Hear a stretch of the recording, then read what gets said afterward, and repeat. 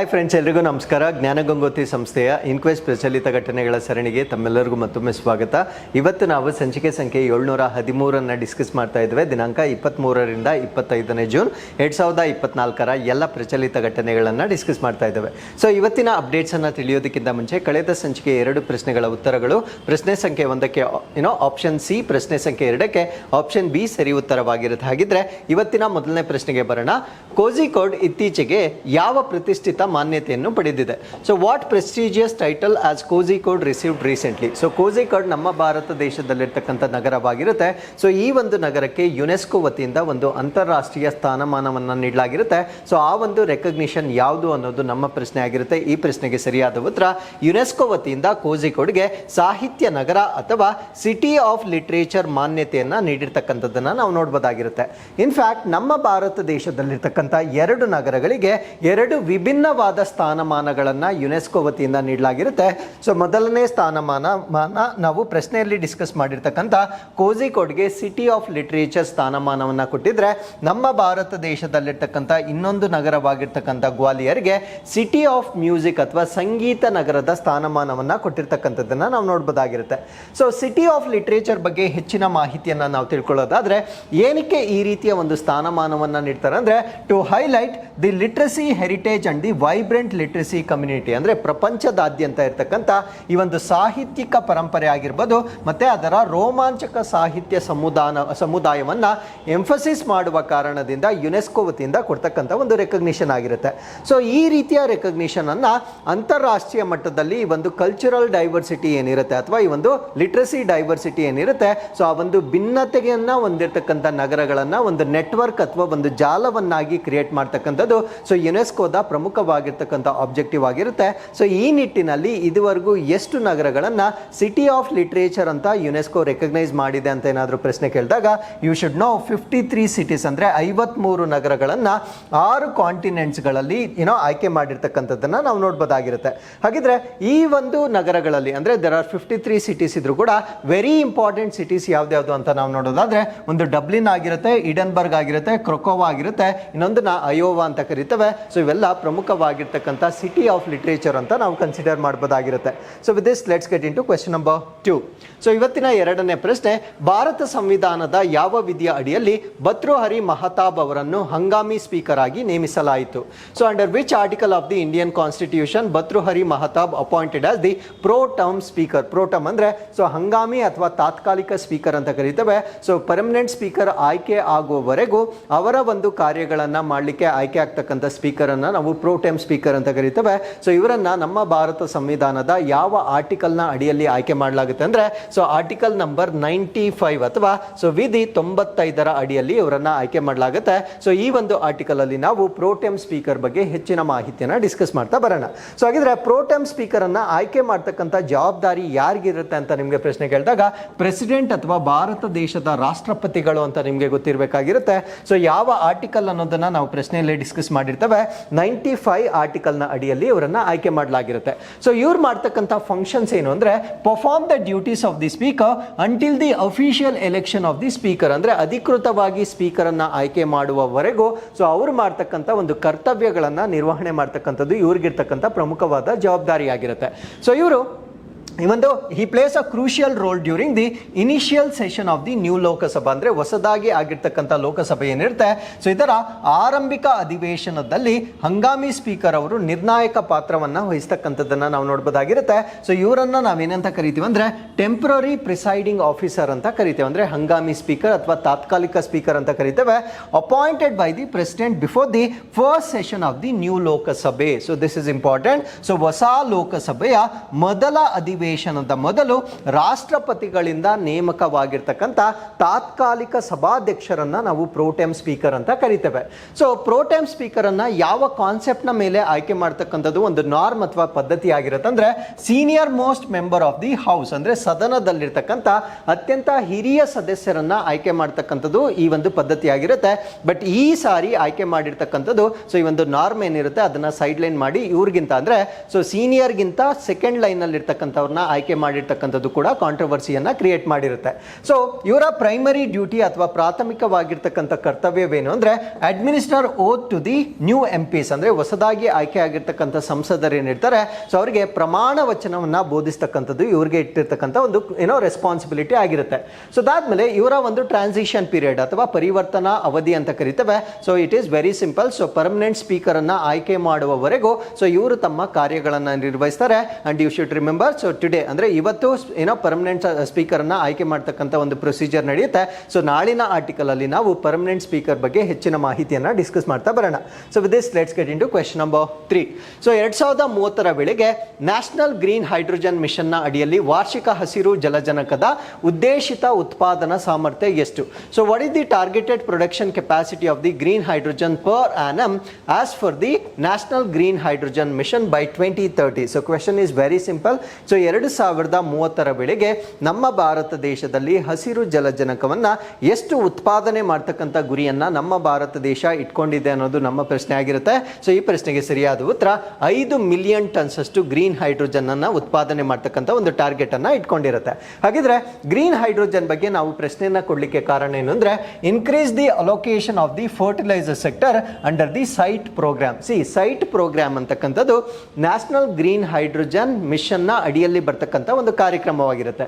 So ಈ ಒಂದು ಕಾರ್ಯಕ್ರಮದ ಅಡಿಯಲ್ಲಿ ನಮ್ಮ ಭಾರತ ದೇಶದಲ್ಲಿರ್ತಕ್ಕಂಥ ಈ ಒಂದು ರಸಗೊಬ್ಬರಗಳ ಒಂದು ವಲಯ ಏನಿರುತ್ತೆ ಸೊ ಅದಕ್ಕೆ ದಿ ಅಲೋಕೇಶನ್ ಅನ್ನ ಇನ್ಕ್ರೀಸ್ ಮಾಡಿರ್ತಾರೆ. ಅಂದ್ರೆ ಗ್ರೀನ್ ಅಮೋನಿಯಾ ನೀಡ್ತಕ್ಕಂಥ ಒಂದು ಅಲೋಕೇಶನ್ ಅನ್ನ ಇನ್ಕ್ರೀಸ್ ಮಾಡಿರುವ ಕಾರಣದಿಂದ ಸೊ ಇದು ಸುದ್ದಿಯಲ್ಲಿರ್ತಕ್ಕಂಥ ಒಂದು ವಿಷಯವಾಗಿರುತ್ತೆ. So the ministry of new and renewable energy ಅಂದ್ರೆ ನಮ್ಮ ಭಾರತ ದೇಶದ ಹೊಸ ಮತ್ತು ನವೀಕರಿಸಬಹುದಾದ ಇಂಧನ ಸಚಿವಾಲಯದ ವತಿಯಿಂದ they increase the allocation for the fertiliser sector under the SIGHT programme. So ಈ ಒಂದು ಸೈಟ್ ಕಾರ್ಯಕ್ರಮದ ಅಡಿಯಲ್ಲಿ ಸೊ ನಮ್ಮ ಭಾರತ ದೇಶದಲ್ಲಿರ್ತಕ್ಕಂಥ ರಸಗೊಬ್ಬರ ವಲಯಕ್ಕೆ ಹಂಚಿಕೆಯನ್ನ ಹೆಚ್ಚು ಮಾಡಿರ್ತಕ್ಕಂಥದ್ದನ್ನ ನಾವು ನೋಡ್ಬೋದಾಗಿರುತ್ತೆ. See you should remember, so ಈ ಒಂದು ನ್ಯಾಷನಲ್ ಗ್ರೀನ್ ಹೈಡ್ರೋಜನ್ ಮಿಷನ್ ನಲ್ಲಿ ನಾವು ಗ್ರೀನ್ ಹೈಡ್ರೋಜನ್ ಅನ್ನು ಕೂಡ ಉತ್ಪಾದನೆ ಮಾಡ್ತೇವೆ. ಸೊ ಅದ್ರ ಜೊತೆಗೆ ಗ್ರೀನ್ ಅಮೋನಿಯಾವನ್ನ ಕೂಡ ಉತ್ಪಾದನೆ ಮಾಡ್ತೇವೆ. ಸೊ ಇವಾಗ ಅಲೋಕೇಶನ್ ಇನ್ಕ್ರೀಸ್ ಆಗಿರೋದು ಯಾವುದು ಅಂದ್ರೆ ಗ್ರೀನ್ ಅಮೋನಿಯಾ ಅಲೋಕೇಶನ್ ಅನ್ನ ರಸಗೊಬ್ಬರಗಳ ಕೈಗಾರಿಕೆಗಳಿಗೆ ಇನ್ಕ್ರೀಸ್ ಮಾಡಿರ್ತಕ್ಕಂಥದ್ದನ್ನ ನಾವು ನೋಡ್ಬೋದಾಗಿರುತ್ತೆ.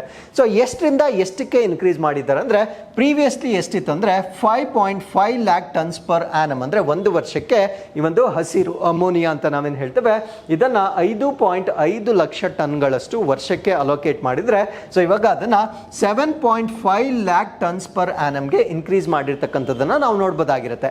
ಸೊ ಏನಕ್ಕೆ ಈ ಒಂದು ಏರಿಕೆ ಮಾಡಿದ್ದಾರೆ? They should be some reason. ಆ ರೀಸನ್ ಏನು ಅಂದ್ರೆ to meet the growing demand for the green ammonia and promote the use of green hydrogen in India. ಅಂದ್ರೆ ನಮ್ಮ ಭಾರತ ದೇಶದಲ್ಲಿ ಹಸಿರು ಅಮೋನಿಯಾಗೆ ಹೆಚ್ಚಾಗ್ತಾ ಇರ್ತಕ್ಕಂಥ ಬೇಡಿಕೆಯನ್ನ ಮತ್ತೆ ಈ ಒಂದು ಹಸಿರು ಹೈಡ್ರೋಜನ್ ನ ಹೆಚ್ಚು ಬಳಕೆ ಮಾಡ್ತಕ್ಕಂಥದನ್ನ ಪ್ರೋತ್ಸಾಹ ಮಾಡುವ ಕಾರಣದಿಂದ ಸೊ ಈ ಒಂದು ಅಲೋಕೇಶನ್ ಅನ್ನ ಇನ್ಕ್ರೀಸ್ ಮಾಡಿರ್ತಕ್ಕಂಥದನ್ನ ನಾವು ನೋಡ್ಬೋದಾಗಿರುತ್ತೆ.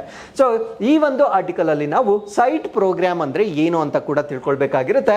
So it is an initiative related to green hydrogen in India. ಅಂದ್ರೆ ನಮ್ಮ ಭಾರತ ದೇಶದಲ್ಲಿ ಹಸಿರು ಜಲಜನಕಕ್ಕೆ ಸಂಬಂಧಪಟ್ಟಿರ್ತಕ್ಕಂಥ ಒಂದು ಮಹತ್ವದ ಉಪಕ್ರಮವನ್ನು ನಾವು ಸೈಟ್ ಕಾರ್ಯಕ್ರಮ ಅಂತ ಕರಿತೇವೆ. ಸೊ ಇದರ ಆಬ್ಜೆಕ್ಟಿವ್ ಅಥವಾ ಉದ್ದೇಶ ಏನು ಅಂದ್ರೆ promote green hydrogen production and electrolyser manufacturing within the framework of the national green hydrogen mission. ಅಂದ್ರೆ ನ್ಯಾಷನಲ್ ಗ್ರೀನ್ ಹೈಡ್ರೋಜನ್ ಮಿಷನ್ ನ ಅಡಿಯಲ್ಲಿ ನಮ್ಮ ಭಾರತ ದೇಶದಲ್ಲಿ ಹೈಡ್ರೋಜನ್ ಉತ್ಪಾದನೆ ಮತ್ತು ಎಲೆಕ್ಟ್ರೋಲೈಸರ್ ತಯಾರಿಕೆಯನ್ನ ಹೆಚ್ಚು ಮಾಡುವ ಉದ್ದೇಶದಿಂದ ಮಾಡಿರ್ತಕ್ಕಂಥ ಒಂದು ಕಾರ್ಯಕ್ರಮವನ್ನ ನಾವೇನಂತ ಕರಿತೀವಿ ಅಂದ್ರೆ ಸೈಟ್ ಪ್ರೋಗ್ರಾಮ್ ಅಂತ ಕರಿತೇವೆ. So then what is national green hydrogen mission? So ಈ ಒಂದು ಮಿಷನ್ ಬಗ್ಗೆ ನಾವು ತಿಳ್ಕೊಳ್ಳೋದಾದ್ರೆ it aims to accelerate the deployment of green hydrogen as clean energy source. ಅಂದ್ರೆ ಈ ಒಂದು ಹಸಿರು ಜಲಜನಕವನ್ನ ಶುದ್ಧ ಇಂಧನವಾಗಿ ಡಿಪ್ಲಾಯ್ ಮಾಡ್ತಕ್ಕಂಥ ಒಂದು ಪ್ರೋಸೆಸ್ ಅನ್ನ ಇನ್ಕ್ರೀಸ್ ಮಾಡುವ ಕಾರಣದಿಂದ ಮಾಡಿರ್ತಕ್ಕಂಥ ಒಂದು ಮಿಷನ್ ಅನ್ನ ನಾವು ನ್ಯಾಷನಲ್ ಗ್ರೀನ್ ಹೈಡ್ರೋಜನ್ ಮಿಷನ್ ಅಂತ ಕರಿತೇವೆ. ಸೊ ಇದರ ಟಾರ್ಗೆಟ್ ಅನ್ನ ನಾನು ಪ್ರಶ್ನೆಯಲ್ಲೇ ಹೇಳಿದ್ದೇನೆ, ಬೈ 2030 ಅಂದ್ರೆ 2030 ವೇಳೆಗೆ 5 million tons per annum create ಮಾಡ್ತಕ್ಕಂಥದ್ದು ಸೊ ನಮ್ಮ ಭಾರತ ದೇಶ ಇಟ್ಕೊಂಡಿರ್ತಕ್ಕಂಥ ಒಂದು ಗುರಿ ಆಗಿರುತ್ತೆ. So with this let's get into question number 4. Karnataka Vikas Grameena bank ಯಾವ ಉಪಕ್ರಮಕ್ಕಾಗಿ ಪಿಂಚಣಿ ನಿಧಿ ನಿಯಂತ್ರಣ ಮತ್ತು ಅಭಿವೃದ್ಧಿ ಪ್ರಾಧಿಕಾರದಿಂದ ರಾಷ್ಟ್ರೀಯ ಪ್ರಶಸ್ತಿಯನ್ನು ಪಡೆದುಕೊಂಡಿದೆ? For what initiative did Karnataka Vikas Grameena bank receive the national award from the pension fund regulatory and development authority? So ನಮ್ಮ ಕರ್ನಾಟಕ ವಿಕಾಸ ಗ್ರಾಮೀಣ ಬ್ಯಾಂಕ್ಗೆ ಒಂದು ರಾಷ್ಟ್ರೀಯ ಪ್ರಶಸ್ತಿಯನ್ನು ನೀಡಲಾಗಿರುತ್ತೆ. ಸೊ ಯಾವ ಕಾರಣಕ್ಕಾಗಿ ಒಂದು ರಾಷ್ಟ್ರೀಯ ಪ್ರಶಸ್ತಿಯನ್ನು ನೀಡಲಾಗಿದೆ ಅನ್ನೋದು ನಮ್ಮ ಪ್ರಶ್ನೆ ಆಗಿರುತ್ತೆ. ಸೊ ಈ ಪ್ರಶ್ನೆಗೆ ಸರಿಯಾದ ಉತ್ತರ ಅಟಲ್ ಪಿಂಚಣಿ ಯೋಜನೆಯಲ್ಲಿ ಅತ್ಯಧಿಕ ಖಾತೆಗಳನ್ನು ಹೊಂದಿರುವ ಕಾರಣದಿಂದ ರಾಷ್ಟ್ರೀಯ ಪ್ರಶಸ್ತಿಯನ್ನು ಕೊಟ್ಟಿರ್ತಕ್ಕಂಥದ್ದನ್ನು ನಾವು ನೋಡ್ಬೋದಾಗಿರುತ್ತೆ. ಸೊ ಇದರ ಬಗ್ಗೆ ನಾವು ಹೆಚ್ಚಿನ ಮಾಹಿತಿನ ನಾವು ಡಿಸ್ಕಸ್ ಮಾಡೋದಾದ್ರೆ, ಸೊ ಪ್ರಶಸ್ತಿಯನ್ನು ಪಡೆದುಕೊಂಡಿರ್ತಕ್ಕಂಥ ಬ್ಯಾಂಕನ್ನು ನಾವು ಕರ್ನಾಟಕ ವಿಕಾಸ ಗ್ರಾಮೀಣ ಬ್ಯಾಂಕ್ ಅಂತ ಕರಿತೇವೆ. ಸೊ ಈ ಒಂದು ಕರ್ನಾಟಕ ವಿಕಾಸ ಗ್ರಾಮೀಣ ಬ್ಯಾಂಕ್ ಏನಿದೆ, it is a regional rural bank sponsored by Canara bank. ಅಂದ್ರೆ ಕೆನರಾ ಬ್ಯಾಂಕ್ನ ಕೆನರಾ ಬ್ಯಾಂಕ್ನ ಅಡಿಯಲ್ಲಿರ್ತಕ್ಕಂಥ ಪ್ರಾದೇಶಿಕ ಗ್ರಾಮೀಣ ಬ್ಯಾಂಕ್ RRB ಅಂತ ನಾವೇನು ಹೇಳ್ತೇವೆ, ರೀಜನಲ್ ರೂರಲ್ ಬ್ಯಾಂಕ್ ಅನ್ನ ನಾವು ಕರ್ನಾಟಕ ವಿಕಾಸ ಗ್ರಾಮೀಣ ಬ್ಯಾಂಕ್ ಅಂತ ಕರಿತೇವೆ. ಸೊ ಇದಕ್ಕೆ ಈಗ ನ್ಯಾಷನಲ್ ಅವಾರ್ಡ್ ಅನ್ನ ನೀಡಲಾಗಿರುತ್ತೆ. ಸೊ ಈ ಒಂದು ರಾಷ್ಟ್ರೀಯ ಪ್ರಶಸ್ತಿಯನ್ನ ನೀಡಿರ್ತಕ್ಕಂಥವರು pension fund regulatory and development authority ಅಂತ ಕರಿತೇವೆ. ಅಂದ್ರೆ ಸೊ ನಮ್ಮ ಭಾರತ ದೇಶದಲ್ಲಿರ್ತಕ್ಕಂಥ ಪಿಂಚಣಿ ನಿಧಿ ನಿಯಂತ್ರಣ ಮತ್ತು ಅಭಿವೃದ್ಧಿ ಪ್ರಾಧಿಕಾರದಿಂದ ಸೊ ಒಂದು ರಾಷ್ಟ್ರೀಯ ಪ್ರಶಸ್ತಿಯನ್ನ ನೀಡಲಾಗಿರುತ್ತೆ. ಯಾವ ಕಾರಣಕ್ಕಾಗಿ ಅಂದ್ರೆ, so highest enrolment under the Atal Pension Yojana. So Atal ಪಿಂಚಣಿ ಯೋಜನೆಯಲ್ಲಿ ಅತಿ ಹೆಚ್ಚು ಖಾತೆಗಳನ್ನು ಕ್ರಿಯೇಟ್ ಮಾಡಿರುವ ಕಾರಣದಿಂದ ಸೊ ಇವರಿಗೆ ರಾಷ್ಟ್ರೀಯ ಪ್ರಶಸ್ತಿಯನ್ನ ನೀಡಿರ್ತಕ್ಕಂಥದ್ದನ್ನು ನಾವು ನೋಡಬಹುದಾಗಿರುತ್ತೆ. ಹಾಗಿದ್ರೆ ಸೊ 2023-24ನೇ ಈ ಒಂದು ಇಸ್ವಿಯಲ್ಲಿ ಅಥವಾ ಎಕನಾಮಿಕ್ ಇಯರ್ ಅಲ್ಲಿ ದೇ ಹ್ಯಾವ್ ಕ್ರಿಯೇಟೆಡ್ ಅಥವಾ ಎನ್ರೋಲ್ಡ್ 86,350 ಅಟಲ್ ಪೆನ್ಷನ್ ಯೋಜನೆಯನ್ನ ಕ್ರಿಯೇಟ್ ಮಾಡಿರ್ತಕ್ಕಂಥ ಒಂದು ದಾಖಲೆಗಾಗಿ ಸೊ ರಾಷ್ಟ್ರೀಯ ಪ್ರಶಸ್ತಿಯನ್ನ ನೀಡಲಾಗಿರುತ್ತೆ. ಹಾಗಿದ್ರೆ PFRDA ಬಗ್ಗೆ ಹೆಚ್ಚಿನ ಮಾಹಿತಿಯನ್ನು ತಿಳ್ಕೊಳ್ಳೋದಾದ್ರೆ, it is a statutory organisation established by the government of India. ಅಂದ್ರೆ ಭಾರತ ಸರ್ಕಾರ ಸ್ಥಾಪನೆ ಮಾಡಿರ್ತಕ್ಕಂಥ ಶಾಸನಬದ್ಧ ಸಂಸ್ಥೆಯಾಗಿ ಪಿಂಚಣಿ ನಿಧಿ ನಿಯಂತ್ರಣ ಮತ್ತು ಅಭಿವೃದ್ಧಿ ಪ್ರಾಧಿಕಾರವನ್ನ ನಾವು ನೋಡಬಹುದಾಗಿರುತ್ತೆ. ಸೊ ಇದರ ಪ್ರೈಮರಿ ಆಬ್ಜೆಕ್ಟಿವ್ ಅಥವಾ ಇದರ ಪ್ರಾಥಮಿಕ ಉದ್ದೇಶ ಏನು ಅಂದ್ರೆ, overseas and regulates pension funds. ಅಂದ್ರೆ ನಮ್ಮ ಭಾರತ ದೇಶದಲ್ಲಿ ಈ ಒಂದು ಪಿಂಚಣಿ ನಿಧಿಗಳನ್ನ ಮೇಲ್ವಿಚಾರಣೆ ಮಾಡ್ತಕ್ಕಂಥ ಒಂದು ಸಂಸ್ಥೆ ಆಗಿರುತ್ತೆ. ಎನ್ಶೂರಿಂಗ್ ದೇರ್ ಪ್ರಾಪರ್ ಫಂಕ್ಷನಿಂಗ್, ಅಂದ್ರೆ ಅವುಗಳ ಸರಿಯಾದ ಕಾರ್ಯನಿರ್ವಹಣೆಯನ್ನ ಖಚಿತಪಡಿಸಿಕೊಳ್ತಕ್ಕಂಥದ್ದು ಈ ಒಂದು ಸಂಸ್ಥೆಯ ಉದ್ದೇಶವಾಗಿರುತ್ತೆ. ಸೊ ಇದರ ಅಡ್ಮಿನಿಸ್ಟ್ರೇಷನ್ ಯಾರು ಮಾಡ್ತಾರೆ ಅಂದ್ರೆ, it administers the national pension system. ಅಂದ್ರೆ ಇದು ನಮ್ಮ ಭಾರತ ದೇಶದಲ್ಲಿರ್ತಕ್ಕಂಥ ರಾಷ್ಟ್ರೀಯ ಪಿಂಚಣಿ ವ್ಯವಸ್ಥೆಯನ್ನ ನಿರ್ವಹಣೆ ಮಾಡ್ತಕ್ಕಂಥ ಒಂದು ಸಂಸ್ಥೆ ಆಗಿರುತ್ತೆ. Voluntary defined contribution pension scheme. ಅಂದ್ರೆ ಇದು ಸ್ವಯಂ ಪ್ರೇರಿತವಾಗಿ ವ್ಯಾಖ್ಯಾನಿಸಲಾಗಿರ್ತಕ್ಕಂಥ ಒಂದು ಕೊಡುಗೆ ಪಿಂಚಣಿ ಯೋಜನೆಯಾಗಿ ನಾವು ಇದನ್ನ ಕನ್ಸಿಡರ್ ಮಾಡಬಹುದಾಗಿರುತ್ತೆ. So NPC is subscribed to by employees of the government of India. ಅಂದ್ರೆ ಇದರಲ್ಲಿ ಯಾರ್ಯಾರು ಬರ್ತಾರೆ ಅಂದ್ರೆ, ಭಾರತ ಸರ್ಕಾರ ಆಗಿರ್ಬೋದು, ಸ್ಟೇಟ್ ಗವರ್ಮೆಂಟ್ ಎಂಪ್ಲಾಯೀಸ್ ಅಂದ್ರೆ ರಾಜ್ಯ ಸರ್ಕಾರದ ಎಂಪ್ಲಾಯೀಸ್ ಆಗಿರ್ಬೋದು, ಪ್ರೈವೇಟ್ ಇನ್ಸ್ಟಿಟ್ಯೂಷನ್ಸ್ ಅಂದ್ರೆ ಖಾಸಗಿ ಸಂಸ್ಥೆಗಳು ಬರ್ಬೋದು, and workers in unorganised sector ಅಂದ್ರೆ ಅನೌಪಚಾರಿಕ ವಲಯದಲ್ಲಿ ಇರ್ತಕ್ಕಂಥ ಎಂಪ್ಲಾಯೀಸ್ ಕೂಡ ನಾವು ಇದರ ಅಡಿಯಲ್ಲಿ ಬರ್ತಕ್ಕಂಥದ್ದನ್ನು ನಾವು ನೋಡಬಹುದಾಗಿರುತ್ತೆ. ಸೊ ಈಗ ಅಟಲ್ ಪೆನ್ಷನ್ ಯೋಜನೆ ಬಗ್ಗೆ ನಾವು ಡಿಸ್ಕಸ್ ಮಾಡೋದಾದ್ರೆ, so it is a government backed pension scheme in India. ಅಂದ್ರೆ ಭಾರತ ದೇಶದಲ್ಲಿ ಇರ್ತಕ್ಕಂಥ ಸರ್ಕಾರದ ಬೆಂಬಲಿತವಾಗಿರ್ತಕ್ಕಂಥ ಪಿಂಚಣಿ ಯೋಜನೆ ಆಗಿರುತ್ತೆ. ಸೊ ಈ ಒಂದು ಪಿಂಚಣಿ ಯೋಜನೆಯನ್ನ ಯಾವ ಸೆಕ್ಟರ್ಗೋಸ್ಕರ ಲಾಂಚ್ ಮಾಡಲಾಯಿತು ಅಂದ್ರೆ, ಅನ್ಆರ್ಗನೈಸ್ಡ್ ಸೆಕ್ಟರ್ ಅಂತ ನಿಮಗೆ ಗೊತ್ತಿರಬೇಕಾಗಿರುತ್ತೆ. ಸೊ ಅನ್ಆರ್ಗನೈಸ್ಡ್ ಅಂದ್ರೆ ಅಸಂಘಟಿತ ವಲಯ ಅಥವಾ ಅನೌಪಚಾರಿಕ ವಲಯದಲ್ಲಿರ್ತಕ್ಕಂಥ ಕಾರ್ಮಿಕರಿಗೆ ಈ ಒಂದು ಪಿಂಚಣಿಯನ್ನ ಒದಗಿಸ್ತಕ್ಕಂಥ ಗುರಿಯಿಂದ ಪ್ರಾರಂಭವಾಗಿರ್ತಕ್ಕಂಥ ಒಂದು ಯೋಜನೆ ಆಗಿರುತ್ತೆ. ಸೊ ಈ ಒಂದು ಯೋಜನೆಯಲ್ಲಿ ಕನಿಷ್ಠ ಪಕ್ಷ ಎಷ್ಟು ವರ್ಷ ಆಗಿರ್ಬೋದು ಅಥವಾ ಮ್ಯಾಕ್ಸಿಮಮ್ ಎಷ್ಟು ವರ್ಷದವರೆಗೆ ಈ ಒಂದು ಯೋಜನೆಗೆ ಎನ್ರೋಲ್ ಆಗಿರ್ಬೋದಾಗಿರುತ್ತೆ ಅಂದ್ರೆ, ಸೊ ಮಿನಿಮಮ್ ಏಜ್ ಬಂದು 18 ಇಯರ್ಸ್ ಇಂದ ಸ್ಟಾರ್ಟ್ ಮಾಡಬಹುದಾಗಿರುತ್ತೆ. ಮ್ಯಾಕ್ಸಿಮಮ್ ಬಂದು 40 ಇಯರ್ಸ್ ವರೆಗೂ ಅಟಲ್ ಪೆನ್ಷನ್ ಯೋಜನೆಗೆ ಜಾಯ್ನ್ ಆಗ್ತಕ್ಕಂಥ ಒಂದು ಅವಕಾಶ ಇರುತ್ತೆ. ಸೊ ಯಾರು ಈ ಒಂದು ಪಿಂಚಣಿಗೆ ಕಾಂಟ್ರಿಬ್ಯೂಟ್ ಮಾಡ್ತಾರೆ, ಯಾಕಂದ್ರೆ ನಾವು ಕಾಂಟ್ರಿಬ್ಯೂಟ್ ಮಾಡಿದ್ದನ್ನ ಸೊ ನಾವು ರಿಟೈರ್ಮೆಂಟ್ ಆದ ನಂತರ ನಾವು ಪಡಿತಕ್ಕಂಥ ಒಂದು ಸ್ಕೀಮ್ ಆಗಿರುತ್ತೆ. ಹಾಗಿದ್ರೆ ಯಾರು ಇದರಲ್ಲಿ ಕಾಂಟ್ರಿಬ್ಯೂಟ್ ಮಾಡ್ತಾರೆ ಅಂದ್ರೆ, ಸೊ ಇದನ್ನ ಯಾರು ಸಬ್ಸ್ಕ್ರೈಬ್ ಮಾಡ್ತಾರೆ ಅಂದ್ರೆ, ಈ ಯೋಜನೆಗೆ ಯಾರು ಚಂದಾದಾರರಾಗ್ತಾರೆ, they make regular contributions during working years. ಅಂದ್ರೆ ಅವರು ಉದ್ಯೋಗ ಮಾಡ್ತಕ್ಕಂಥ ವರ್ಷಗಳಲ್ಲಿ ತಿಂಗಳಿಗೆ ಇಷ್ಟು ಅಂತ ಈ ಒಂದು ಖಾತೆಗೆ ಪೇ ಮಾಡ್ತಕ್ಕಂಥದ್ದನ್ನ ನಾವು ನೋಡಬಹುದಾಗಿರುತ್ತೆ. Amount depends on the chosen pension amount and the age at the entry. ಅಂದ್ರೆ ಅವರು ಯಾವ ವಯಸ್ಸಿನಲ್ಲಿ ಈ ಒಂದು ಯೋಜನೆಯನ್ನ ತೆಗೆದುಕೊಳ್ತಾ ಇದ್ದಾರೆ, ಸೊ ಅದಾದ್ಮೇಲೆ ಪೆನ್ಷನ್ ಚೋಸನ್ ಪೆನ್ಷನ್ ಅಮೌಂಟ್ ಅಂದ್ರೆ ಅವರು ಯಾವ ಒಂದು ಅಮೌಂಟ್ ಅನ್ನ ಚೂಸ್ ಮಾಡ್ತಾರೆ, ಸೊ ಅದರ ಮೇಲೆ ಆಫ್ಟರ್ ರಿಟೈರ್ಮೆಂಟ್ ಪಿಂಚಣಿ ಎಷ್ಟು ಬರುತ್ತೆ ಅನ್ನೋದು ಡಿಸೈಡ್ ಆಗುತ್ತೆ.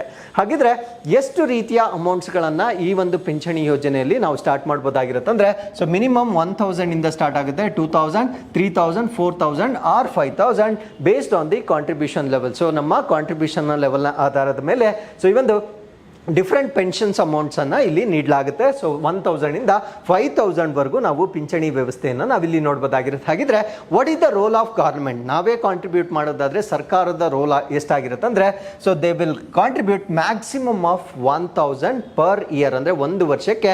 ಸೊ ನಮ್ಮ ಖಾತೆಗೆ ಸರ್ಕಾರದ ವತಿಯಿಂದ 1,000ವರೆಗೂ ಮ್ಯಾಕ್ಸಿಮಮ್ ಲಿಮಿಟ್ ಇರುತ್ತೆ.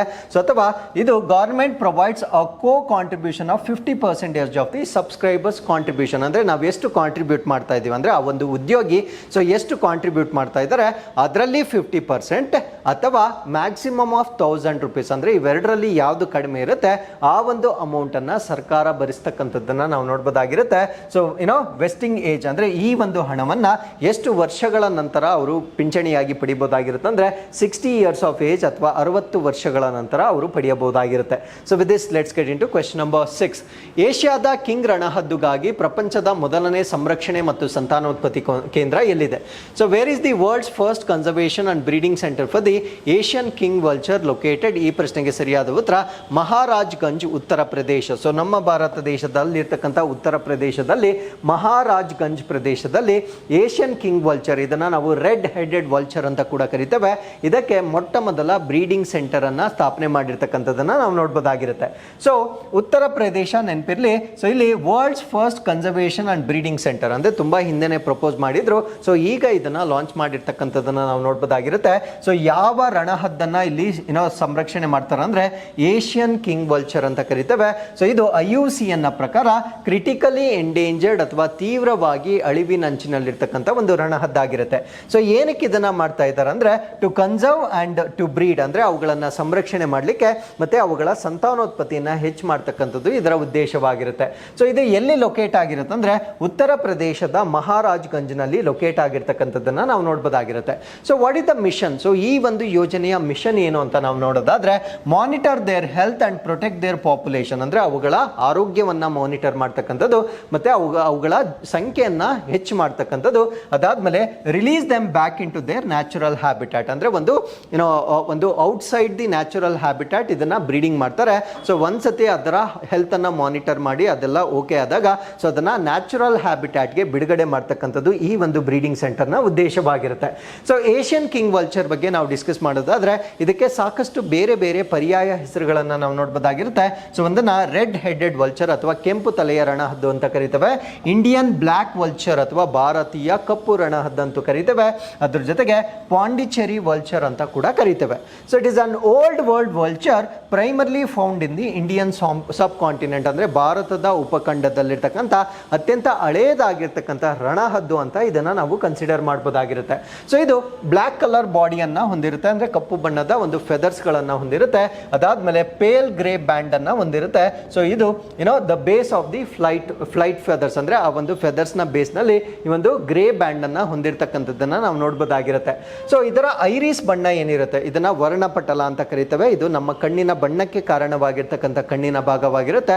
ಸೊ ಮೇಲ್ ಮತ್ತೆ ಫೀಮೇಲ್ ಅಂದ್ರೆ ಗಂಡು ರಣಹದ್ದು ಮತ್ತು ಹೆಣ್ಣು ರಣಹದ್ದನ್ನ ನಾವು ಡಿಫ್ರೆನ್ಶಿಯೇಟ್ ಮಾಡಲಿಕ್ಕೆ ಅದರ ಐರಿಸ್ ಬಣ್ಣವನ್ನ ನೋಡಿದ್ರೆ ನಮ್ಗೆ ಗೊತ್ತಾಗುತ್ತೆ. ಸೊ ಮೇಲ್ಸ್ ಅಲ್ಲಿ ಇದು ಪೇಲರ್ ಆಗಿರುತ್ತೆ ಮತ್ತು ವೈಟಿಶ್ ಆಗಿರುತ್ತೆ, ಅಂದ್ರೆ ತುಂಬಾ ಬಿಳುಪಾಗಿರುತ್ತೆ ಮತ್ತೆ ಬಿಳಿಯ ಬಣ್ಣದಲ್ಲಿರ್ತಕ್ಕಂಥ ಐರಿಸ್ ಅನ್ನ ಹೊಂದಿದ್ರೆ ಇದನ್ನ ನಾವು ಮೇಲ್ ರೆಡ್ ಹೆಡೆಡ್ ವಲ್ಚರ್ ಅಂತ ಕರಿಬಹುದಾಗಿರುತ್ತೆ. ಸೊ ಫೀಮೇಲ್ಸ್ ಅಲ್ಲಿ ಡಾರ್ಕ್ ಬ್ರೌನ್ ಐರಿಸ್ ಅನ್ನ ಹೊಂದಿರುತ್ತೆ, ಅಂದ್ರೆ ಕಡುದಾಗಿರ್ತಕ್ಕಂಥ ಕಂದು ಬಣ್ಣವನ್ನ ಹೊಂದಿದ್ರೆ ಅದನ್ನ ನಾವು ಫೀಮೇಲ್ ಅಂತ ಕನ್ಸಿಡರ್ ಮಾಡಬಹುದಾಗಿರುತ್ತೆ. ಸೊ ಇದರ ಹ್ಯಾಬಿಟ್ಯಾಟ್ ಅಥವಾ ಆವಾಸ ಸ್ಥಾನವನ್ನ ನಾವು ನೋಡೋದಾದ್ರೆ ಹಿಸ್ಟಾರಿಕಲಿ ಅಂದ್ರೆ ಐತಿಹಾಸಿಕವಾಗಿ Indian subcontinent and extended eastwards to the south centre and south eastern Asia, India to Singapore ವರೆಗೂ ಸ್ಪ್ರೆಡ್ ಆಗಿರ್ತಕ್ಕಂಥ ಒಂದು ರಣಹದ್ದಾಗಿರುತ್ತೆ ಐತಿಹಾಸಿಕವಾಗಿ. ಬಟ್ ಇವಾಗ ಕಡಿಮೆ ಆಗಿರೋದ್ರಿಂದ ಸೊ ಅದನ್ನ ನಾವು ಕ್ರಿಟಿಕಲಿ ಎಂಡೇಂಜರ್ಡ್ ಅಂತ ಕರಿತೇವೆ. ಸೊ ಪ್ರಸ್ತುತವಾಗಿ ನಾರ್ದರ್ನ್ ಇಂಡಿಯಾದಲ್ಲಿ ಮಾತ್ರ ಅಂದ್ರೆ ಉತ್ತರ ಭಾರತದಲ್ಲಿ ಮಾತ್ರ ಸೊ ಇವುಗಳನ್ನ ನಾವು ಹೆಚ್ಚಾಗಿ ಕಂಡು ಬರ್ತಕ್ಕಂಥ ಒಂದು ಪ್ರಾಣಿಯಾಗಿರುತ್ತೆ. ಸೊ ಇವು ಎಲ್ಲೆಲ್ಲಿ ಯಾವ ರೀತಿಯ ಪ್ರದೇಶಗಳಲ್ಲಿ ಇದು ಕಂಡು ಬರುತ್ತೆ ಅಂದ್ರೆ ಸೊ ಇದು ಕಲ್ಟಿವೇಟೆಡ್ ಏರಿಯಾಸ್ ಅಂದ್ರೆ ಓಪನ್ ಕಂಟ್ರೀಸ್ ಆಗಿರ್ಬೋದು, ಸೆಮಿ ಡೆಸರ್ಟ್ಸ್ ಆಗಿರ್ಬೋದು, ಅಂದ್ರೆ ಅರೆ ಈ ಒಂದು ಡೆಸರ್ಟ್ ಅಂದ್ರೆ ಮರುಭೂಮಿಗಳು ಕಾಡುಗಳು ಅಂತ ನಾವೇನು ಹೇಳ್ತೇವೆ, ಡೆಸಿಡಿಯಸ್ ಫಾರೆಸ್ಟ್ ಅಂದರೆ ಎಲೆ ಉದುರುವ ಕಾಡುಗಳಾಗಿರ್ಬೋದು, ಫುಟ್ ಹಿಲ್ಸ್ ಅಂದರೆ ತಪ್ಪಲಿನ ಪ್ರದೇಶಗಳು, ರಿವರ್ ವ್ಯಾಲೀಸ್ ಅಂದರೆ ನದಿ ಕಣಿವೆ ಪ್ರದೇಶಗಳಲ್ಲಿ altitude of 3000 metres above the sea level ಅಂದರೆ ಸಮುದ್ರ ಮಟ್ಟದಿಂದ 3000 ಅಡಿಗಳಷ್ಟು ಎತ್ತರದ ಪ್ರದೇಶಗಳಲ್ಲಿ ಇರ್ತಕ್ಕಂಥ ಒಂದು ರಣಹದ್ದು ಇದಾಗಿರುತ್ತೆ. ಸೊ ಇದು ಈ ಒಂದು ರಣಹದ್ದಿನ ಸಂಖ್ಯೆ ಕಡಿಮೆ ಆಗಲಿಕ್ಕೆ ಕಾರಣವೇನು ಅಂದರೆ ವೆಟರ್ನರಿ ಪರ್ಪಸ್ಗೆ ಯೂಸ್ ಮಾಡ್ತಕ್ಕಂಥ ಈ ಒಂದು ನಾನ್ ಸ್ಟೀರಾಯ್ಡಲ್ ಆಂಟಿ ಇನ್ಫ್ಲಮೇಟರಿ ಡ್ರಗ್, ಇದನ್ನು ನಾವು ಡೈಕ್ಲೋಫಿನಾಕ್ ಸೋಡಿಯಂ ಅಂತ ಕರಿತೇವೆ. ಸೊ ಇದೊಂದು ಪೇನ್ ಕಿಲ್ಲರ್ ಆಗಿರುತ್ತೆ. ಈ ಒಂದು ಇಂಜೆಕ್ಷನನ್ನು ಜಾನುವಾರುಗಳಲ್ಲಿ ಯೂಸ್ ಮಾಡಿದಾಗ ಅವುಗಳು ಸತ್ತೋದಾಗ, ಸೊ ಅದನ್ನು ಬಿಸಾಡಿದಾಗ, ರಣಹದ್ದುಗಳು ಇದನ್ನು ತಿಂದಾಗ ಈ ಒಂದು ಡೈಕ್ಲೋಫಿನಾಕ್ ಸೋಡಿಯಂ ಕಿಡ್ನಿ ಟಾಕ್ಸಿಸಿಟಿ ಆಗಿ ರಣಹದ್ದುಗಳ ಸಂಖ್ಯೆ ಕಡಿಮೆ ಆಗಿರ್ತಕ್ಕಂಥದ್ದನ್ನು ನಾವಿಲ್ಲಿ ಗಮನಿಸಬಹುದಾಗಿರುತ್ತೆ. ಸೊ ಭಾರತ ದೇಶದಲ್ಲಿ ಪ್ರಸ್ತುತವಾಗಿ 9 ಜಾತಿಯ ರಣಹದ್ದುಗಳನ್ನು ನಾವು ನೋಡ್ಬೋದಾಗಿರುತ್ತೆ. ಸೊ ಆ ಜಾತಿಗಳು ಯಾವ್ದು ಮತ್ತೆ ಅವುಗಳ IUCN ಸ್ಟೇಟಸ್ ಅನ್ನು ನೀವು ಇಲ್ಲಿ ನೋಡ್ಕೊಳ್ಬೋದಾಗಿರುತ್ತೆ. So with this let's get into question number 7. So ರಾಜ್ಯದ ಹೆಸರನ್ನು ಕೇರಳಂ ಎಂದು ಬದಲಾಯಿಸುವ ಉದ್ದೇಶವೇನು? So what is the aim of the changing state's name to Keralam? So Kerala ಅವರು ಇತ್ತೀಚೆಗೆ ತಮ್ಮ ರಾಜ್ಯದ ಹೆಸರನ್ನು ಕೇರಳಂ ಅಂತ ಬದಲಾವಣೆ ಮಾಡ್ತಾ ಇದ್ದಾರೆ.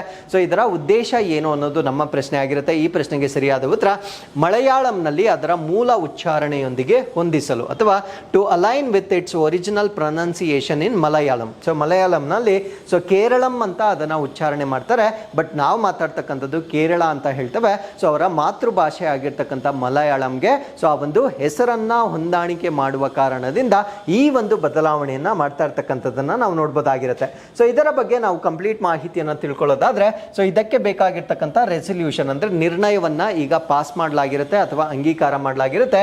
Kerala assembly as passed a resolution to change the name of the state from Kerala to Keralam. So ಕೇರಳದಿಂದ ಕೇರಳಂಗೆ ತನ್ನ ರಾಜ್ಯದ ಹೆಸರನ್ನ ಬದಲಾವಣೆ ಮಾಡಲಿಕ್ಕೆ ಕೇರಳ ವಿಧಾನಸಭೆಯಲ್ಲಿ ನಿರ್ಣಯವನ್ನ ಅಂಗೀಕಾರ ಮಾಡಿರ್ತಕ್ಕಂಥದ್ದನ್ನು ನಾವು ನೋಡ್ಬೋದಾಗಿರುತ್ತೆ. It aims to align the state's official name with the original pronunciation in Malayalam the local language ಅಂದ್ರೆ ಅಲ್ಲಿರ್ತಕ್ಕಂಥ ಸ್ಥಳೀಯ ಭಾಷೆಯೊಂದಿಗೆ ಅದನ್ನ ಹೊಂದಿಸಲಿಕ್ಕೆ ಮಾಡಿರ್ತಕ್ಕಂಥ ಬದಲಾವಣೆ ಅಂತ ನಾವಿಲ್ಲಿ ನೋಡ್ಬೋದಾಗಿರುತ್ತೆ. ಸೊ ಕಲ್ಚರಲ್ ಹೆರಿಟೇಜ್ ಅಂದ್ರೆ ಇಲ್ಲಿ ಸಾಂಸ್ಕೃತಿಕ ಪರಂಪರೆಯನ್ನು ಕೂಡ ಅವರು ಕನ್ಸಿಡರ್ ಮಾಡಿರ್ತಾರೆ. It is an effort to honour and preserve the state's culture and linguistic heritage ಅಂದ್ರೆ ಲಿಂಗ್ವಿಸ್ಟಿಕ್ ಅಂದ್ರೆ ಅವರ ಭಾಷೆಯ ಒಂದು ಪರಂಪರೆ ಏನಿರುತ್ತೆ ಸೊ ಅದನ್ನ ಕಾಪಾಡುವ ಸಲುವಾಗಿ ಈ ಒಂದು ಬದಲಾವಣೆಯನ್ನ ಮಾಡ್ತಾ ಇರ್ತಕ್ಕಂಥದ್ದನ್ನ ನಾವು ನೋಡ್ಬೋದಾಗಿರುತ್ತೆ. ಸೊ ಈ ಒಂದು ಬದಲಾವಣೆಗೆ ಕೇಂದ್ರ ಸರ್ಕಾರದ ಅಪ್ರೂವಲ್ ಬೇಕಾಗಿರುತ್ತೆ. ಅಂದ್ರೆ ಬರೀ ಸ್ಟೇಟ್ ಗವರ್ಮೆಂಟ್ ಲೆವೆಲ್ ಅಲ್ಲಿ ಅದನ್ನ ಕಂಪ್ಲೀಟ್ ಮಾಡೋಕ್ಕಾಗಲ್ಲ. The resolution request the approval from the central government of India to become official. So ಅದು ಅಧಿಕೃತವಾಗಬೇಕಾಗಿದ್ರೆ ಕೇಂದ್ರ ಸರ್ಕಾರದಿಂದ ಅಂಗೀಕಾರ ಆದ ನಂತರ ಸೊ ಅದನ್ನ ಅಧಿಕೃತವಾಗಿ ನಾವು ಕೇರಳಂ ಅಂತ ಕರಿಬಹುದಾಗಿರುತ್ತೆ.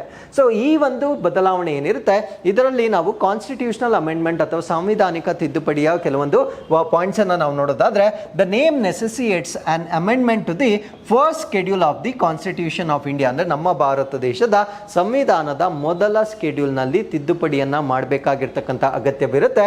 ಸೊ ಈ ಒಂದು ಮೊದಲನೇ ಶೆಡ್ಯೂಲ್ ಅಲ್ಲಿ ನಾವೇನನ್ನ ನೋಡ್ತೀವಿ ಅಂದ್ರೆ list of names of all states and their territorial extent ಅಂದ್ರೆ ನಮ್ಮ ಭಾರತ ದೇಶದ ಎಲ್ಲಾ ರಾಜ್ಯಗಳ ಹೆಸರುಗಳು ಮತ್ತು ಅವುಗಳ ಪ್ರಾಂತ್ಯಗಳನ್ನ ಹೊಂದಿರತಕ್ಕಂಥ ಶೆಡ್ಯೂಲ್ 1ರಲ್ಲಿ ಅಮೆಂಡ್ಮೆಂಟ್ ಅನ್ನ ಮಾಡಿದ ನಂತರ ಇದನ್ನ ಅಧಿಕೃತವಾಗಿ ಬದಲಾವಣೆ ಮಾಡ್ತಕ್ಕಂಥದ್ದನ್ನ ನಾವು ನೋಡ್ಬೋದಾಗಿರುತ್ತೆ. ಸೊ ಈ ರೀತಿಯಾಗಿ ಹೆಸರುಗಳನ್ನ ಬದಲಾವಣೆ ಮಾಡ್ತಕ್ಕಂಥದ್ದು ಇದೇ ಮೊಟ್ಟ ಮೊದಲನೇ ಉದಾಹರಣೆ ಆಗಿರೋದಿಲ್ಲ. ನಮ್ಮ ಭಾರತ ದೇಶದಲ್ಲಿ ಈ ಒಂದು ಬದಲಾವಣೆಗಳನ್ನ ನಾವು ಸಾಕಷ್ಟು ನೋಡ್ತಾ ಇದ್ದೇವೆ. ಸೊ ಅದರಲ್ಲಿ ಕೆಲವೊಂದು ಎಕ್ಸಾಂಪಲ್ಸ್ ಅನ್ನ ನಾವು ನೋಡೋದಾದ್ರೆ ಒಡಿಶಾ, ಮುಂಬೈ, ಚೆನ್ನೈ ಮತ್ತೆ ನಮ್ಮ ಬೆಂಗಳೂರು ಕೂಡ. ಸೊ ಮೊದಲು ನಾವು ಬ್ಯಾಂಗಳೂರ್ ಅಂತ ಕರಿತಾ ಇದ್ವಿ. ಸೊ ನಮ್ಮ ಮಾತೃಭಾಷೆಗೆ ಅದನ್ನ ಮ್ಯಾಚ್ ಮಾಡಲಿಕ್ಕೆ ಬೆಂಗಳೂರು ಅಂತ ಅಮೆಂಡ್ಮೆಂಟ್ ಮಾಡಿರ್ತಕ್ಕಂಥದ್ದನ್ನ ನಾವಿಲ್ಲಿ ನೋಡ್ಬೋದಾಗಿರುತ್ತೆ. So with this let's get into question number 8. Sindhu ಜಲ ಒಪ್ಪಂದದ ಪ್ರಕಾರ ಯಾವ ನದಿಗಳು ಪಾಕಿಸ್ತಾನದ ನಿಯಂತ್ರಣದಲ್ಲಿದ್ವೆ? So which rivers are under the control of Pakistan as per Indus water treaty? So ಈ ಪ್ರಶ್ನೆಗೆ ಸರಿಯಾದ ಉತ್ತರ ಇಂಡಸ್, ಚೆನಾಬ್ ಮತ್ತೆ ಜೀಲಂ ಅಂತ ಕರಿತೇವೆ. ಸೊ ಈ ಮೂರು ನದಿಗಳು ಪಾಕಿಸ್ತಾನದ ಒಂದು ಕಂಟ್ರೋಲ್ ಅಲ್ಲಿ ಇರ್ತಕ್ಕಂಥದ್ದನ್ನ ನಾವು ನೋಡ್ಬೋದಾಗಿರುತ್ತೆ. ಸೊ ಈ ಒಂದು ಟ್ರೀಟಿಯ ಬಗ್ಗೆ ನಾವು ಪ್ರಶ್ನೆಯನ್ನ ಕೊಡ್ಲಿಕ್ಕೆ ಕಾರಣ ಏನಂದ್ರೆ Pakistan delegation in Jammu Kashmir to inspect power projects under Indus water treaty ಅಂದ್ರೆ ಈ ಒಂದು ಸಿಂಧೂ ಜಲ ಒಪ್ಪಂದದ ಅಡಿ ನಮ್ಮ ಭಾರತ ದೇಶದಲ್ಲಿ ಆಗ್ತಾ ಇರ್ತಕ್ಕಂಥ ವಿದ್ಯುತ್ ಯೋಜನೆಗಳನ್ನ ಪರಿಶೀಲನೆ ಮಾಡಲಿಕ್ಕೆ ಪಾಕಿಸ್ತಾನದಿಂದ ನಿಯೋಗವನ್ನ ಕಳಿಸಿರ್ತಕ್ಕಂಥದ್ದನ್ನ ನಾವು ನೋಡ್ಬೋದಾಗಿರುತ್ತೆ. ಸೊ ಈ ಭಾಗದಲ್ಲಿ ನಾವು ಪಾಕಲ್ ದಲ್ ಅಂತ ನಾವೇನು ನೋಡ್ತಾ ಇದ್ದೇವೆ. ಸೊ ಇದು ಮತ್ತೆ ಇದರ ಹತ್ತಿರದಲ್ಲೇ ಇನ್ನೊಂದು ಹೈಡ್ರೋ ಎಲೆಕ್ಟ್ರಿಕ್ ಪ್ರಾಜೆಕ್ಟ್ ಏನಿರುತ್ತೆ. ಸೊ ಅದನ್ನ ನೋಡ್ಲಿಕ್ಕೆ ಅಥವಾ ಅದನ್ನ ರಿವ್ಯೂ ಮಾಡಲಿಕ್ಕೆ ಸೊ ನ್ಯೂಟ್ರಲ್ ಕಮಿಟಿಯನ್ನ ಕಳಿಸಿರ್ತಕ್ಕಂಥದ್ದನ್ನ ನಾವಿಲ್ಲಿ ನೋಡ್ಬೋದಾಗಿರುತ್ತೆ. ಸೊ ಇದರ ಬಗ್ಗೆ ನಾವಿಲ್ಲಿ ಸಂಪೂರ್ಣ ಮಾಹಿತಿಯನ್ನ ಡಿಸ್ಕಸ್ ಮಾಡ್ತಾ ಬರೋಣ. So Pakistani delegation recently arrived in Jammu to inspect 2 hydroelectric power projects. ಅಂದ್ರೆ ನಮ್ಮ ಭಾರತ ದೇಶದಲ್ಲಿ ನಡೀತಾ ಇರ್ತಕ್ಕಂಥ 2 ಜಲವಿದ್ಯುತ್ ಯೋಜನೆಗಳನ್ನ ಪರಿಶೀಲನೆ ಮಾಡಲಿಕ್ಕೆ ಪಾಕಿಸ್ತಾನದ ನಿಯೋಗವು ಇತ್ತೀಚೆಗೆ ಜಮ್ಮು ಮತ್ತು ಕಾಶ್ಮೀರಿಗೆ ಅಥವಾ ಜಮ್ಮುಗೆ ಆಗಮಿಸಿರ್ತಕ್ಕಂಥದ್ದನ್ನ ನಾವು ನೋಡ್ಬೋದಾಗಿರುತ್ತೆ. ಸೊ ಈ ಒಂದು ವಿಸಿಟ್ ಏನಿರುತ್ತೆ, it is a part of neutral expert proceedings under the 1960 Indus water treaty. ಅಂದ್ರೆ 1960ರಲ್ಲಿ ಸಹಿ ಹಾಕಿರ್ತಕ್ಕಂಥ ಸಿಂಧೂ ಜಲ ಒಪ್ಪಂದದ ಅಡಿಯಲ್ಲಿ ತಟಸ್ಥ ತಜ್ಞರ ಪ್ರಕ್ರಿಯೆಯ ಭಾಗವಾಗಿ ಈ ಒಂದು ಇನ್ಸ್ಪೆಕ್ಷನ್ ಬಂದಿರತಕ್ಕಂಥದ್ದನ್ನ ನಾವು ನೋಡ್ಬೋದಾಗಿರುತ್ತೆ. ಸೊ ಯಾವ ಪ್ರಾಜೆಕ್ಟ್ಸ್ಗಳನ್ನು ಇವರು ಪರಿಶೀಲನೆ ಮಾಡ್ತಾ ಇದ್ದಾರೆ ಅಂದರೆ ಪಾಕಲ್ ದುಲ್ ಅಂತ ಕರಿತೇವೆ, ಇನ್ನೊಂದನ್ನ ಲೋವರ್ ಕಲನೈ ಹೈಡ್ರೋ ಎಲೆಕ್ಟ್ರಿಕ್ ಪ್ರಾಜೆಕ್ಟ್ ಅಂತ ಕರಿತೇವೆ. ಇವೆರಡನ್ನ ಅವರು ಪರಿಶೀಲನೆ ಮಾಡ್ತಕ್ಕಂಥದ್ದನ್ನು ನಾವು ನೋಡ್ಬೋದಾಗಿರುತ್ತೆ. ಸೊ ಈ ಒಂದು ವಿಸಿಟ್ ಏನಿರುತ್ತೆ, so this is first such visit in over last 5 years aiming to resolve the water related disputes. ಅಂದರೆ ಭಾರತ ಮತ್ತು ಪಾಕಿಸ್ತಾನದ ನಡುವೆ ಈ ಇಂಡಸ್ ಮತ್ತು ಅದರ ಉಪನದಿಗಳ ನಡುವೆ ಇರ್ತಕ್ಕಂಥ ವಿವಾದಗಳನ್ನು ಬಗೆಹರಿಸಲಿಕ್ಕೆ ಸೊ ಕಳೆದ 5 ವರ್ಷಗಳ ನಂತರ ಆಗ್ತಾ ಇರ್ತಕ್ಕಂಥ ಒಂದು ಇನ್ಸ್ಪೆಕ್ಷನ್ ಅಂತ ನಾವು ಇದನ್ನ ಕನ್ಸಿಡರ್ ಮಾಡಬಹುದಾಗಿರುತ್ತೆ. ಸೊ ಈ ಒಂದು ಆರ್ಟಿಕಲ್ ಜೊತೆಗೆ ನಾವು ಇಂಡಸ್ ವಾಟರ್ ಟ್ರೀಟಿ ಬಗ್ಗೆ ಹೆಚ್ಚಿನ ಮಾಹಿತಿಯನ್ನು ತಿಳ್ಕೊಳ್ಳೋದಾದ್ರೆ, ಸೊ ಇದು ಭಾರತ ಮತ್ತು ಪಾಕಿಸ್ತಾನದ ನಡುವೆ ಆಗಿರ್ತಕ್ಕಂಥ ಒಂದು ಒಪ್ಪಂದವಾಗಿರುತ್ತೆ. It was signed in September 1960, 1960ರಲ್ಲಿ. ಸೊ ಇದರ ಬ್ರೋಕರೇಜ್ ಮಾಡಿರ್ತಕ್ಕಂಥವ್ರು ಅಂದ್ರೆ ಮಧ್ಯಸ್ಥಿಕೆ ವಹಿಸಿರ್ತಕ್ಕಂಥವ್ರು ವರ್ಲ್ಡ್ ಬ್ಯಾಂಕ್ ಅಥವಾ ವಿಶ್ವ ಬ್ಯಾಂಕ್ನ ಮಧ್ಯಸ್ಥಿಕೆಯಲ್ಲಿ ಸೊ ಸಿಂಧು ಮತ್ತು ಅದರ ಉಪನದಿಗಳ ಹಂಚಿಕೆಯನ್ನ ಭಾರತ ಮತ್ತು ಪಾಕಿಸ್ತಾನ ಮಾಡಿಕೊಂಡಿರ್ತಕ್ಕಂಥ ಒಂದು ಒಪ್ಪಂದವಾಗಿರುತ್ತೆ. ಸೊ ಈ ಒಂದು ಒಪ್ಪಂದದ ಪ್ರಕಾರ CJI ಅಂತ ಜ್ಞಾಪಕ ಇಟ್ಕೊಳ್ಳಿ, ಚೀಫ್ ಜಸ್ಟಿಸ್ ಆಫ್ ಇಂಡಿಯಾ ಅಂತ ನೆನ್ಪಿಟ್ಕೊಳ್ಳಿ. ಸೊ ಈ 3 ನದಿಗಳು ಅಂದ್ರೆ ಚೆನಾಬ್, ಜೇಲಂ ಮತ್ತೆ ಇಂಡಸ್. ಸೊ ಇಲ್ಲಿ ನೀವು ಮ್ಯಾಪ್ ಅಲ್ಲಿ ನೋಡೋದಾದ್ರೆ ಇಂಡಸ್, ಅದಾದ್ಮೇಲೆ ಚೆನಾಬ್ ಮತ್ತೆ ಜೀಲಂ. ಸೊ ಈ 3 ನದಿಗಳನ್ನ ನಾವು ಈ ಒಂದು ಒಪ್ಪಂದದ ಪ್ರಕಾರ ಪಾಕಿಸ್ತಾನಕ್ಕೆ ಸಂಪೂರ್ಣ ಅಧಿಕಾರವನ್ನ ಕೊಡಲಾಗಿರುತ್ತೆ. ಸಟ್ಲೇಜ್, ಬಿಯಾಸ್, ರಾವಿ ಏನಿರುತ್ತೆ, ಸೊ ಈ 3 ನದಿಗಳ ಸಂಪೂರ್ಣ ಅಧಿಕಾರವನ್ನ ಭಾರತ ರಾಷ್ಟ್ರಕ್ಕೆ ನೀಡಲಾಗಿರುತ್ತೆ. ಇದನ್ನ ನಾವು ಇಂಡಸ್ ವಾಟರ್ ಟ್ರೀಟಿ ಅಂತ ಕರಿತೇವೆ. ಸೊ ಈ ಒಂದು ಟ್ರೀಟಿ ಏನಿರುತ್ತೆ, it aims to regulate the use of water from Indus river system and its tributaries. ಅಂದ್ರೆ ಸಿಂಧು ನದಿ ಆಗಿರ್ಬೋದು, ಅದರ ಉಪನದಿಗಳಾಗಿರ್ಬೋದು, ಆ ಒಂದು ನೀರನ್ನ ಭಾರತ ಮತ್ತು ಪಾಕಿಸ್ತಾನ ಹೇಗೆ ಹಂಚಿಕೊಳ್ಳಬೇಕು ಎನ್ನುವ ಒಪ್ಪಂದವನ್ನ ನಾವು ಇಂಡಸ್ ವಾಟರ್ ಟ್ರೀಟಿ ಅಂತ ಕರಿತೇವೆ. ಸೊ ಈಸ್ಟರ್ನ್ ರಿವರ್ಸ್ ಅಂದ್ರೆ ಪೂರ್ವದಲ್ಲಿ ಇರ್ತಕ್ಕಂಥ ನದಿಗಳನ್ನ India has control over Beas, Ravi and Sutlej rivers. ಅಂದ್ರೆ ಭಾರತ ರಾಷ್ಟ್ರ ಬಿಯಾಸ್, ರಾವಿ ಮತ್ತು ಸಟ್ಲೇಜ್ ನದಿಗಳ ಮೇಲೆ ಸಂಪೂರ್ಣ ನಿಯಂತ್ರಣವನ್ನ ಹೊಂದಿರತಕ್ಕಂಥದ್ದನ್ನ ನಾವು ನೋಡಬಹುದಾಗಿರುತ್ತೆ. ವೆಸ್ಟರ್ನ್ ರಿವರ್ಸ್ ಅಥವಾ ಪಶ್ಚಿಮ ನದಿಗಳಾಗಿರ್ತಕ್ಕಂಥ ಈ ಒಂದು ಇಂಡಸ್, ಚೆನಾಬ್ ಮತ್ತೆ ಜೀಲಂ ರಿವರ್ಸ್ ಏನಿರ್ತವೆ, ಸೊ ಇದರ ಮೇಲೆ ಅಧಿಕಾರವನ್ನ ಪಾಕಿಸ್ತಾನಕ್ಕೆ ನೀಡಲಾಗಿರುತ್ತೆ. ಬಟ್ ಈ ನದಿಗಳ ಮೇಲೆ ಭಾರತ ದೇಶಕ್ಕೆ ನಾನ್ ಕನ್ಸಂಪ್ಟಿವ್ ಪರ್ಪಸ್ಗೆ ರೈಟ್ಸ್ ಅನ್ನ ನೀಡಲಾಗಿರುತ್ತೆ. ಅದ್ರ ಬಗ್ಗೆ ನಾನು ಮುಂದೆ ಹೇಳ್ತೇನೆ. So India receives about 30% of the total water. So Bharat ದೇಶ 30% ನೀರನ್ನ ಮಾತ್ರ ಪಡೆದುಕೊಳ್ಳುತ್ತೆ. ಸೊ ಮಿಕ್ಕಿದ 70% ವಾಟರ್ ಅನ್ನ ಪಾಕಿಸ್ತಾನ ಯುಟಿಲೈಸ್ ಮಾಡ್ತಾ ಇರ್ತಕ್ಕಂಥದ್ದನ್ನ ನಾವು ನೋಡ್ಬೋದಾಗಿರುತ್ತೆ. ಸೊ ಭಾರತ ದೇಶಕ್ಕೆ ಇರ್ತಕ್ಕಂಥ ಕೆಲವೊಂದು ಪ್ರಾವಿಷನ್ಸ್ ಏನು ಅಂದ್ರೆ, ಈ ಪಾಕಿಸ್ತಾನಕ್ಕೆ ನೀಡಿರ್ತಕ್ಕಂಥ CJI ಏನಿದೆ, ಸೊ ಚೆನಾಬ್, ಜೇಲಂ ಮತ್ತೆ ಇಂಡಸ್ ರಿವರ್ ಏನಿರುತ್ತೆ, ಸೊ ಈ ನದಿಗಳ ಮೇಲೆ ಪಾಕಿಸ್ತಾನಕ್ಕೆ ಸಂಪೂರ್ಣ ಅಧಿಕಾರ ಇದ್ದರೂ ಕೂಡ ಭಾರತ ದೇಶ ಈ ನದಿಗಳನ್ನ ಲಿಮಿಟೆಡ್ ಇರಿಗೇಷನ್ ಅಂದ್ರೆ ಸೀಮಿತವಾದ ನೀರಾವರಿಗೆ ಬಳಸ್ಕೊಳ್ಬೋದಾಗಿರುತ್ತೆ. ಅದಾದ್ಮೇಲೆ ನಾನ್ ಕನ್ಸಂಪ್ಟಿವ್ ಪರ್ಪಸ್ ಅಂದ್ರೆ ನೀರಿನ ವಾಲ್ಯೂಮ್ ಕಡಿಮೆ ಆಗದ ಪರ್ಪಸ್ಗೆ ಯೂಸ್ ಮಾಡ್ಕೊಳ್ಬೋದಾಗಿರುತ್ತೆ. ಫಾರ್ ಎಕ್ಸಾಂಪಲ್ ಹೈಡ್ರೋ ಎಲೆಕ್ಟ್ರಿಕ್ ಪ್ರಾಜೆಕ್ಟ್ಸ್ಗೆ ಸೊ ಈ ನೀರನ್ನ ಭಾರತ ದೇಶ ಯೂಸ್ ಮಾಡ್ಕೊಳ್ತಕ್ಕಂಥ ಒಂದು ಅಧಿಕಾರವನ್ನ ನೀಡಲಾಗಿರುತ್ತೆ. So with this let's get into question number 9. Operation Blue Star ಎಲ್ಲಿ ನಡೀತು? Where did Operation Blue Star occur? ಈ ಪ್ರಶ್ನೆಗೆ ಸರಿಯಾದ ಉತ್ತರ ಗೋಲ್ಡನ್ ಟೆಂಪಲ್ ಅಮೃತ್ಸರ್ನಲ್ಲಿ ಆಗಿರ್ತಕ್ಕಂಥ ಒಂದು ಇನ್ಸಿಡೆಂಟ್ ಅನ್ನ ನಾವು ಆಪರೇಷನ್ ಬ್ಲೂ ಸ್ಟಾರ್ ಅಂತ ಕರಿತೇವೆ.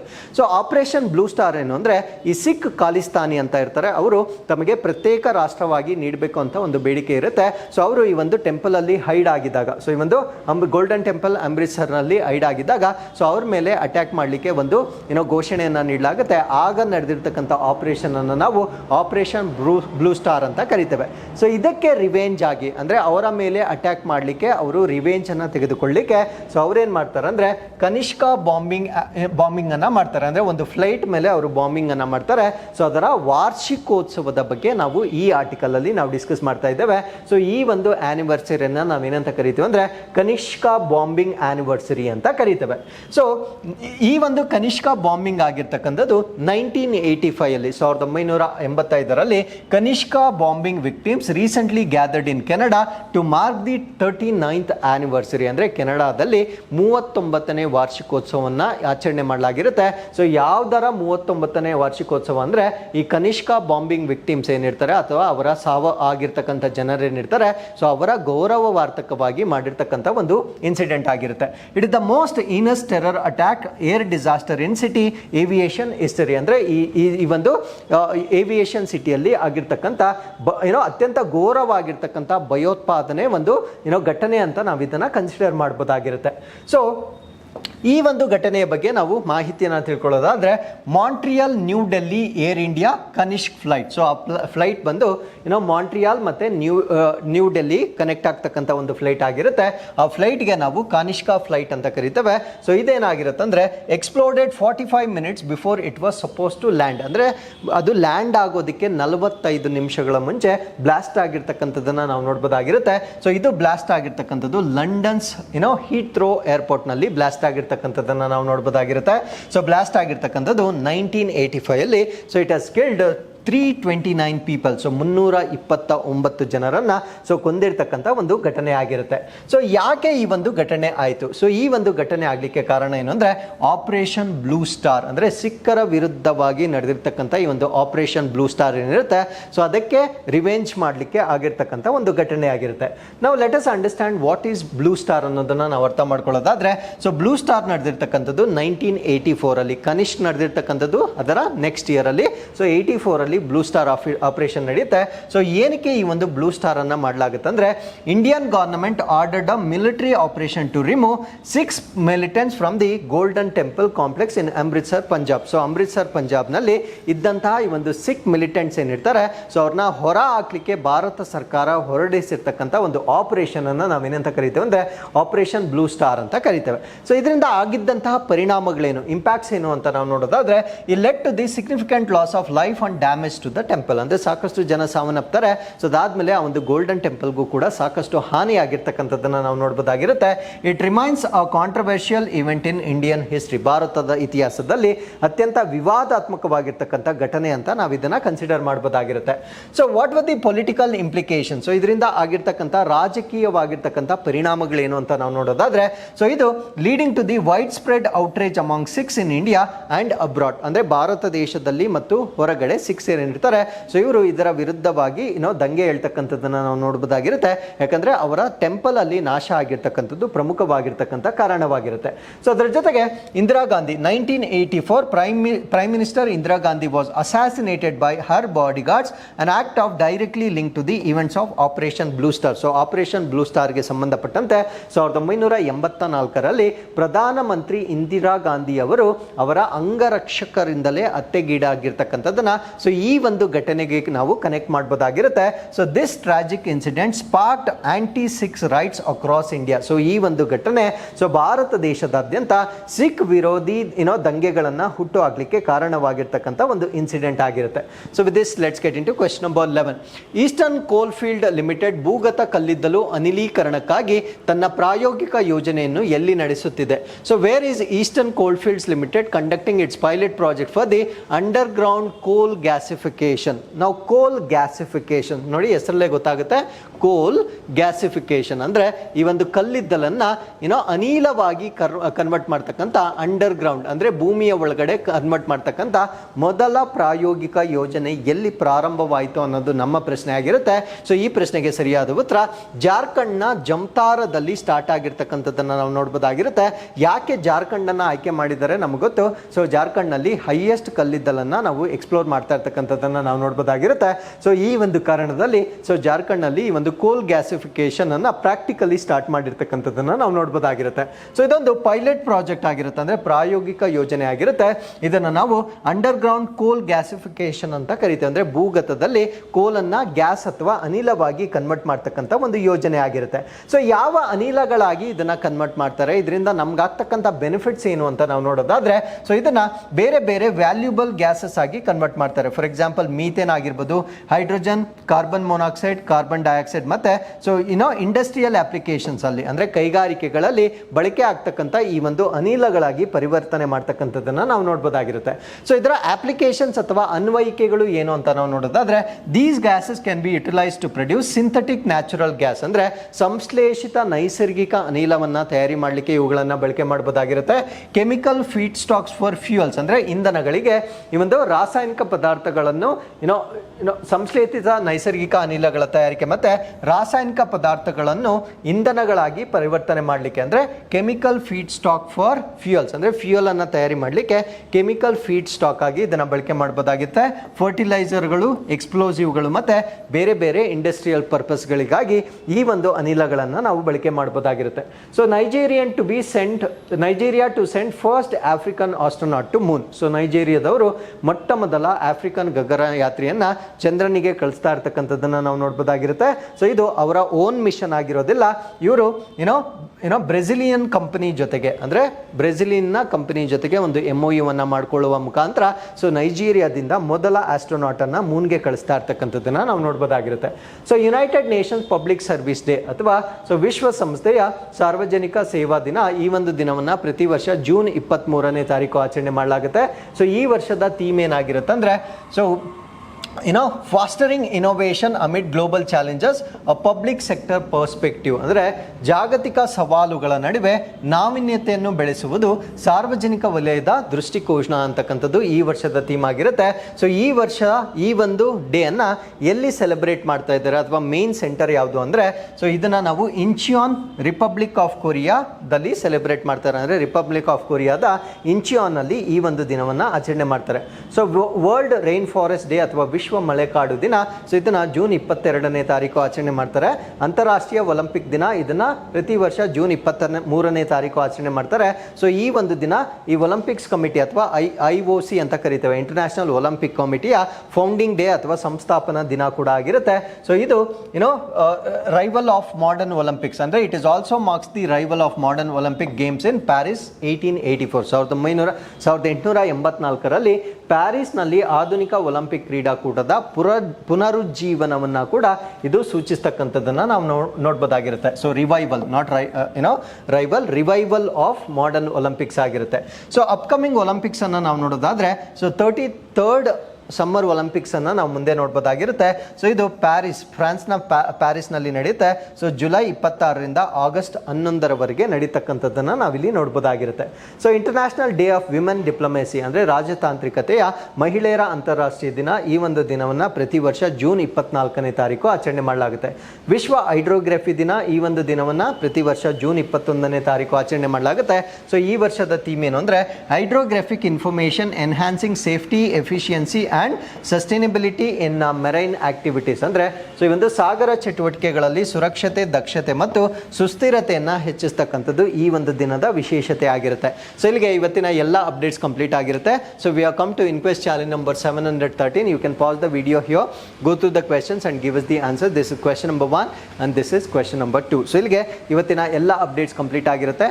ಮತ್ತೊಮ್ಮೆ ನಾಳಿನ ಅಪ್ಡೇಟ್ಸ್ನೊಂದಿಗೆ ನಾನು ನಿಮ್ಮನ್ನು ಭೇಟಿ ಆಗ್ತೇನೆ. ಸೊ ಅಲ್ಲಿವರೆಗೂ keep reading, take care of yourselves, and thank you very much for watching this.